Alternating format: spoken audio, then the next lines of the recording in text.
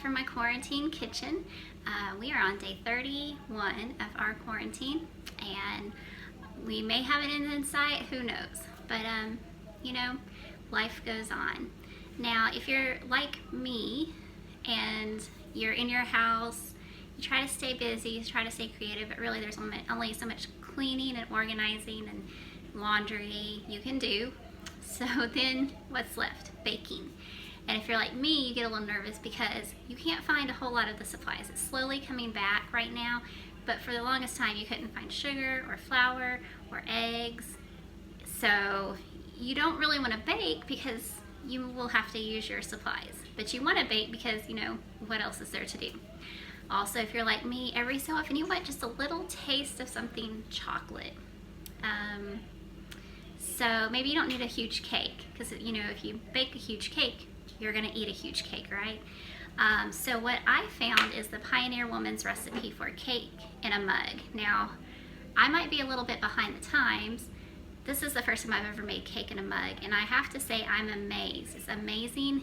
It's just the size of your mug. It really doesn't even fill up the whole mug. But this recipe is super rich, super chocolatey, and it's perfect if you love chocolate.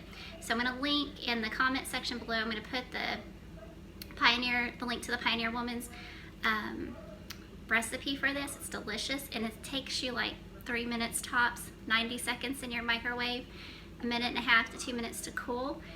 Personally, I recommend letting it cool a little bit longer because it's very, very hot. So let's get started. Let me show you what's in it. Okay, so this recipe is pretty simple. You need 3 tablespoons of flour, 3 tablespoons of sugar, 2 tablespoons of cocoa powder, 1/4 tablespoon of baking powder, a pinch of salt, 3 tablespoons of milk, 3 tablespoons of vegetable oil, and a splash of vanilla. And chocolate chips are optional, but I highly recommend them. So let's get to mixing. Oh, and you'll want to make sure your mug is a pretty decent, I can't remember what size she recommends, but as you can see, this is a pretty decent sized mug. I have some humongous mugs and I have some smaller mugs. This is kind of my in-between size.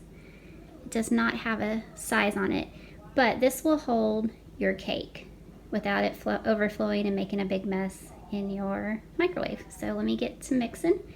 It's pretty relatively simple. Just mix in your dry ingredients, then mix in your wet, and pop it in the microwave.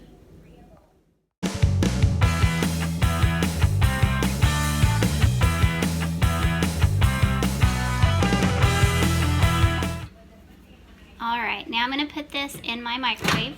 Just make sure your mug is also microwave safe. And pay no attention to my messy microwave. I'm gonna set it for 90 seconds and then wait. I'm also going to clean up my oil spill because if you saw in the time-lapse video, I lost grip on that slippery bottle and had a little bit of oil. So I'm gonna go clean that up while my cake is baking, quick quote, in the microwave, and also while I let it cool. Okay, so here I have my mug out of the microwave, and you can tell we are cooked, baked. I don't know, what do you call it? Baked, cooked? Anyway, it is steaming hot right now. I don't know if you can see the steam coming off of it, but it is super hot. So I'm gonna let this cool for a little bit. Now, from what I've read, if you let it just set, it gets super hard. So there is like a small window of opportunity that you can eat this. I wouldn't let it set out for 30 minutes because I think that's where it gets kind of hard, because there's, I mean, I guess it's not really cake. I don't know how this works. It's magic, but it's amazing, and it's chocolatey goodness, and it hits the spot.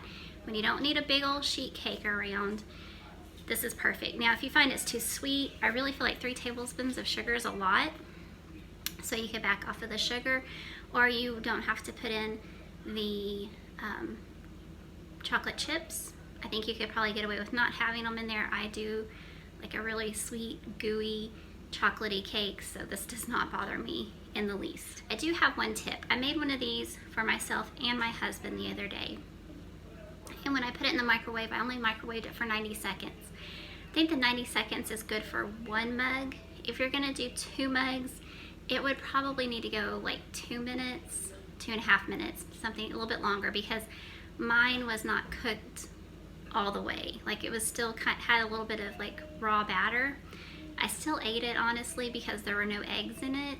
So I was like, well, might as well eat it.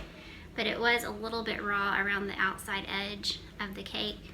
So just keep that in mind if you're making more than one at a time. Give it a little bit longer in the microwave. All right, hang tight, and we will see how it looks here in a moment. So I've let it set for about 2 or 3 minutes. It's still, if you feel the outside of your mug, it's still very warm. But I'm gonna go ahead and eat it. Now, you could probably leave it like as a white cake. You could change the flavoring around a little bit. Leave it as a white cake, or I don't know, add some flavoring or some fruit in there to make it like a strawberry cake. I have no problem with the chocolate, so we're gonna go with that. And so when you dig in, look at that. Oh, it's still steaming. See, it's still very hot, even though it's been sitting for a few minutes. This would be perfect with some whipped cream or even some ice cream dolloped on top, but really it's rich enough to be a standalone dessert by itself. I have no whipped cream or ice cream in this house for a good reason, because I will eat it. So we're just gonna go with the chocolate cake. But as you can see, it is very cake-like looking. I don't know how it happens. You put it into the magic box and out comes cake. So I think that's awesome.